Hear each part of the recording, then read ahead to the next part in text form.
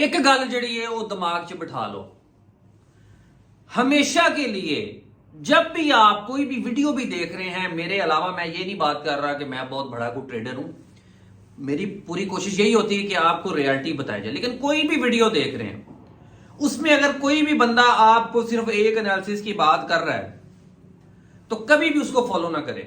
हमेशा के लिए दोनों एनालिसिस जरूरी हैं, ये मेरी बात याद रखिएगा। फंडामेंटल एनालिसिस और टेक्निकल एनालिसिस।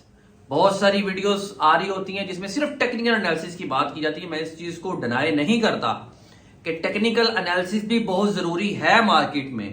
टेक्निकल एनालिसिस से को देखते हुए आपको मार्केट की अपकमिंग जो सिनेरियो है मार्केट का पता चल जाता है कि मार्केट किस तरफ जा सकती है। लेकिन जब तक आप फंडामेंटल न्यूज नहीं कर रहे, जब तक आप फंडामेंटल एनालिसिस नहीं कर रहे, न्यूज को नहीं देख रहे, तो आप प्रोफेशनल ट्रेडर के तौर पे काम नहीं कर सकते। रीजन क्या है बिहाइंड, मैं जब भी वीडियो कोई भी बना रहा होता हूं, रीजन क्या है इसकी? देखें, टेक्निकल एनालिसिस के मुताबिक अगर ट्रेंड डाउन है या ट्रेंड बुलिश ट्रेंड है, बेरिश ट्रेंड है या बुलिश ट्रेंड है, और उसमें अगर आपको कोई भी एंट्री टेक्निकल एनालिसिस के मुताबिक बाइंग या सेलिंग की मिल रही है, तो जरूरी नहीं है वैसा हो।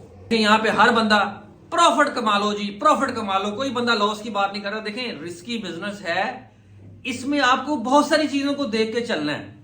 आप अगर फंडामेंटल एनालिसिस कर रहे हैं, अगर आप टेक्निकल एनालिसिस कर रहे हैं, उसके साथ आपको अपने कैपिटल को देखते हुए लॉट साइज डिसाइड करनी है, आपको अपना रिस्क डिफाइन करना है कि आप किसी भी ट्रेड के ऊपर रिस्क कितना ले सकते हैं।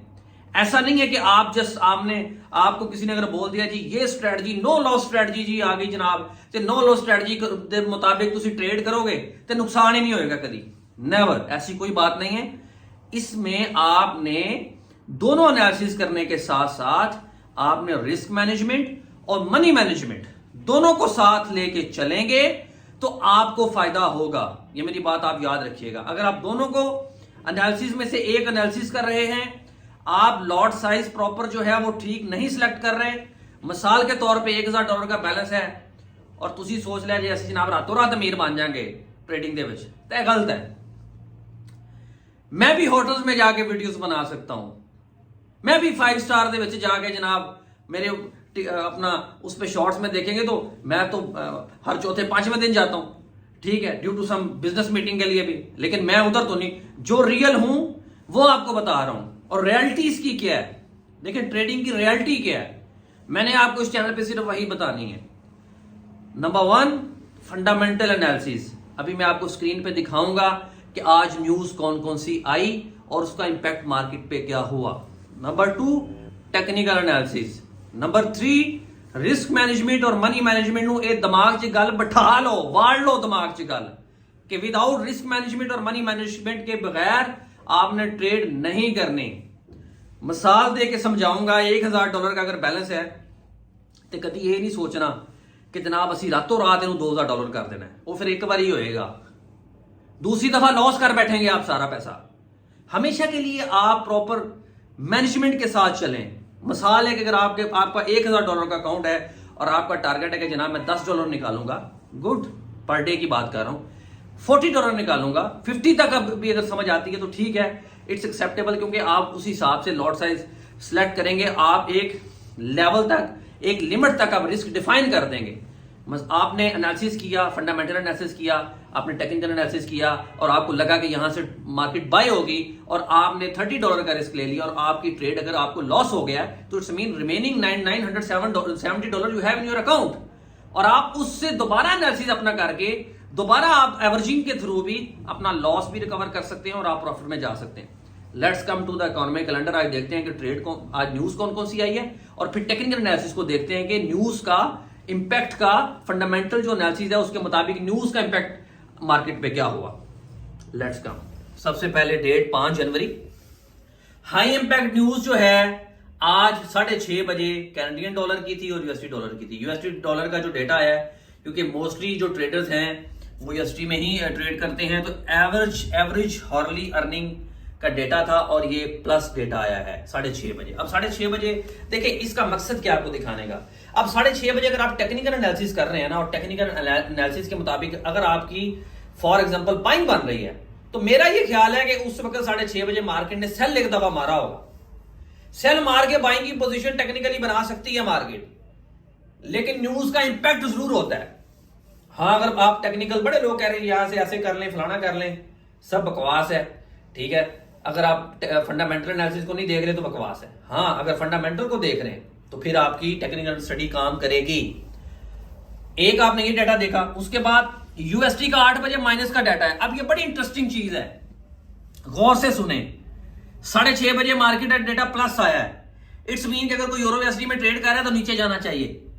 8 बजे सिर्फ ये 6 मिनट पहले ये देखें डेटा माइनस आया है। इट्स मीन कि यूरो यूएसडी को ऊपर जाना चाहिए। होना हो जरा चार्ट दे विच विखावा तानू करिश्मा, तानू समझ नहीं आंदी। ए देखो मार्केट ने यहां पे देखें आप नीचे को मारा बिकॉज ऑफ डेटा स्ट्रॉन्ग था।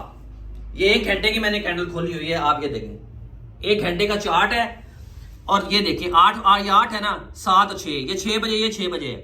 मार्केट यहां से नीचे आई। देखिए ऐसी क्या वजह है कि पिछली 1 घंटे की कैंडल्स ये बन रही है और इतने कैंडलों की होया मसला क्यों नीचे आई है? Because data. अब डेटा के मुताबिक देखें, अब दोनों की कंपैटिबिलिटी देखें आप। टेक्निकल एनालिसिस बोल रहा था मार्केट नीचे आनी है और यहां से मार्केट ऊपर गई बिकॉज 8 बजे का जो डेटा आया, ये आपको मैं दिखाता हूं। ये देखें 8 बजे का टाइम देखें आप, ये देखें, ये देखें, ये 8 बजे जो डेटा आया है, अभी 8 बजे डेटा के मुताबिक मार्केट ऊपर गई बिकॉज डेटा इसका यूएसडी का वीक था।